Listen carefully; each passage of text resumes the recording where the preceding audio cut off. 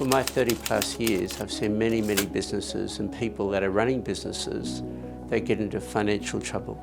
There was a guy out of the US called Adizes. He speaks about the business life cycle curve. When I meet with clients, I'll often put the business life cycle curve up on the board, and I'll ask them where do they see themselves on the curve. It really empowers them to be able to indicate to me where they see themselves on the curve. And also what happens is that I encourage them to come to meetings with me together with their business partner or their life partner. And so it opens up the opportunity for discussion about people. And so much like a child growing up, a child is going to go through the infancy stage, and then the primary school stage, and then the high school stage, then the university stage, and then adulthood.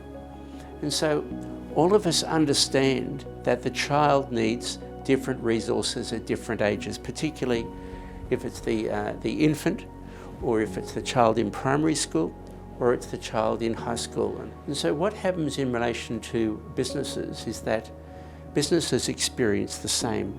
And so in the early days, for many businesses, that they're run by the founder, and the founder is responsible for running the business, very much involved in the business and across all aspects of the business. And so as the business continues to grow, and so it might be a sole trader at this level, as they pass through this next phase, so the business has to develop some systems. And so McDonald's relies on a system, that the system drives the business.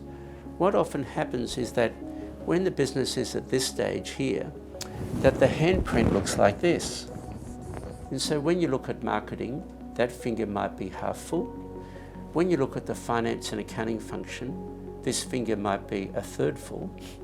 And then when you look at the distribution channels, then this finger might be this full. And so you're starting to get the drift. There's a misunderstanding that when you move to this next stage of growth, or using the analogy of the school child, when they move from primary school to high school, we all understand what happens to the child, whether it's a girl or a boy, that they go to high school, it's a new environment, and there are new issues that they need to contend with as they grow. This handprint needs to change. It may need more capacity or more resources in the finance and accounting function, or it might need more resources here in the marketing function. And so the footprints change slightly.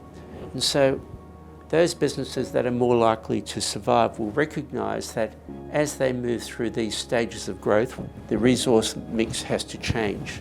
And also they need to bring in some additional assistance in those areas that they aren't strong.